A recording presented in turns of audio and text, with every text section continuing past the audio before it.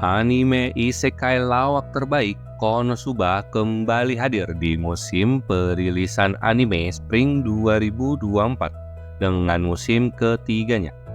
Kali ini cerita mengarah ke relasi personal antara anggota party. Serial yang dikenal dengan judul singkat Konosuba ini punya jalan cerita yang unik.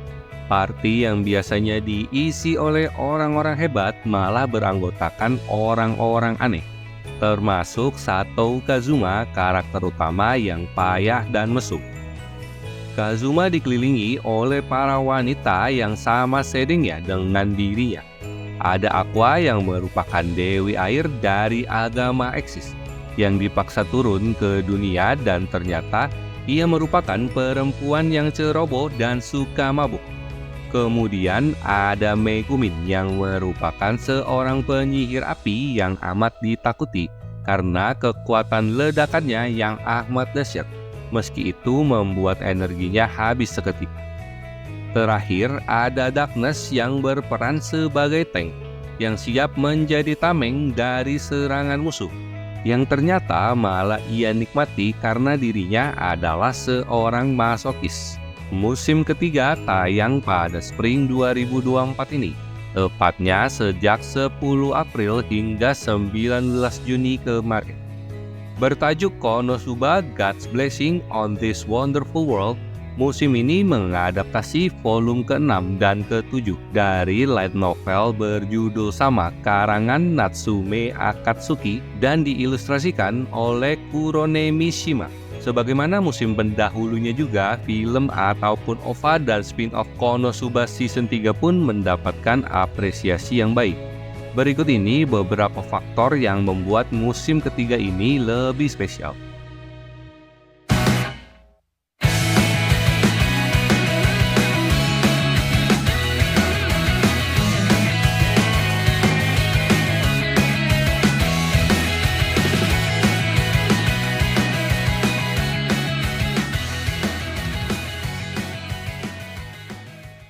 Sudah jadi rahasia umum bahwa Konosuba adalah anime lawak.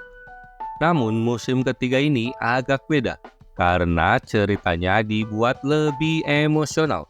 Meski ini adalah serial petualangan di dunia fantasi, anime ini memang lebih fokus pada kehidupan sehari-hari kelompok Kazuma yang apes mulu.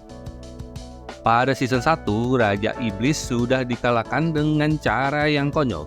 Musim kedua, giliran Jenderal Iblis yang dihabisi dan kemudian ia malah menjadi pedagang toko. Lantas, apalagi yang perlu dikalahkan pada musim terbaru ini? Ternyata konflik politik kerajaan menguat. Sebenarnya, sejak musim kedua intrik tersebut telah kelihatan. Darkness yang bernama asli Dustiness Lalatina adalah seorang putri mahkota. Keluarganya agak kompleks karena penuh dengan permasalahan terkait kebijakan. Musim ketiga inilah konflik itu sampai pada klimaksnya. Pada bagian pertama season 3, cerita berfokus pada Putri Iris yang merupakan pewaris kerajaan yang lebih besar dari kerajaan milik keluarga Darkness. Di sini Kazuma tetap berperan sebagai MC cabul dengan tingkah dan omongan yang gak jelas. Setelah itu, Darkness bersikeras untuk mengalahkan monster Hydra yang berhadiah besar. Ternyata tujuannya ialah untuk menggunakan hadiah tersebut agar bisa melunasi hutang kerajaan. Sialnya, ia ingin memikul beban berat itu sendirian.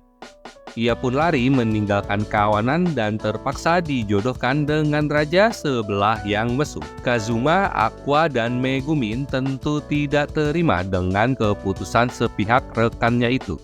Mereka pun datang menghancurkan pernikahan bangsawan itu dan membawa lari Darkness. Disinilah cerita emosional yang mengharukan itu menguat. Akhirnya, kelompok yang berisikan orang-orang aneh itu bisa saling jujur bahwa mereka saling membutuhkan. Tak sampai menyedihkan memang, karena lagi-lagi ada plot twist konyol.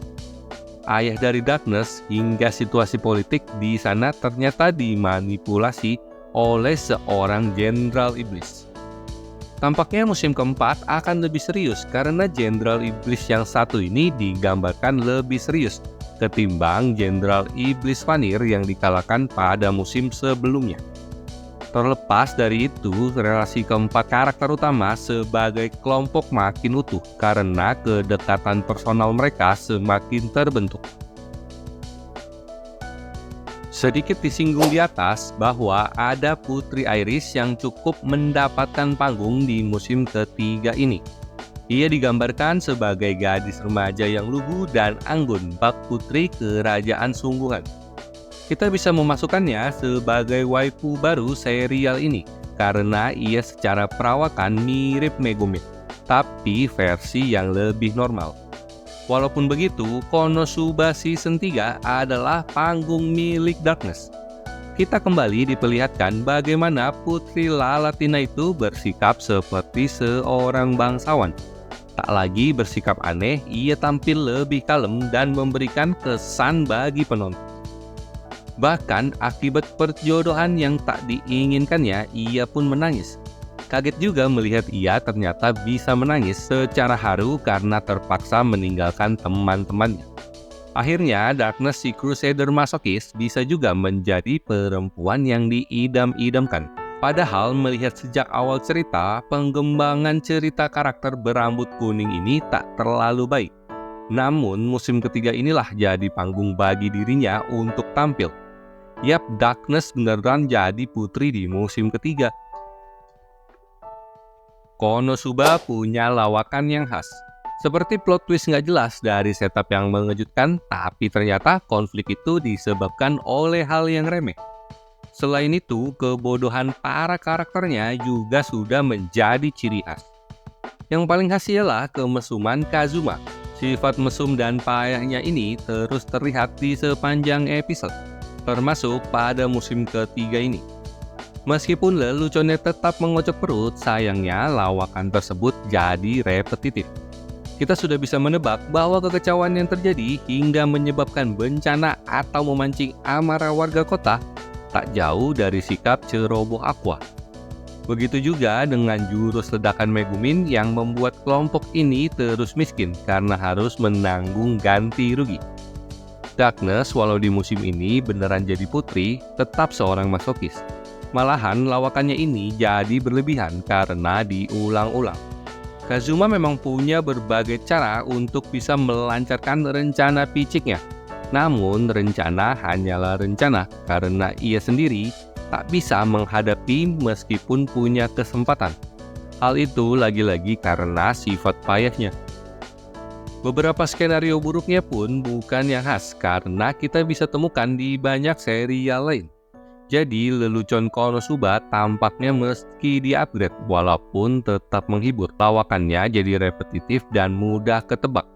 Ini jadi poin kelemahan musim ketiganya. Meski terlampau jarak bertahun-tahun dari musim keduanya, Konosuba tetap mempertahankan gaya visualnya.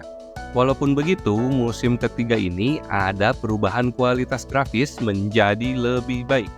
Itu disebabkan dengan pergantian rumah studio yang menggarapnya. Musim pertama dan kedua, anime ini diproduksi oleh Studio Did. Kemudian Studio GC Staff menggarap untuk versi film. Kini Konosuba Season 3 diproduksi oleh rumah produksi Drive. Pergantian studio ini jelas mempengaruhi bagaimana sebuah anime divisualisasikan. Itulah review dari Konosuba Season 3. Terlihat bahwa kekurangan sequel kali ini ialah pada lawakannya yang repetitif. Tetapi itu bukan masalah besar karena sebenarnya tetap menghibur, terutama bagi penggemar Konosuba sejak lama. Dari banyaknya poin plus dan minornya kekurangan, musim ketiga Konosuba jelas layak mendapatkan skor tinggi. Nilai ini menunjukkan bahwa Konosuba memang masih menjadi salah satu anime isekai terbaik.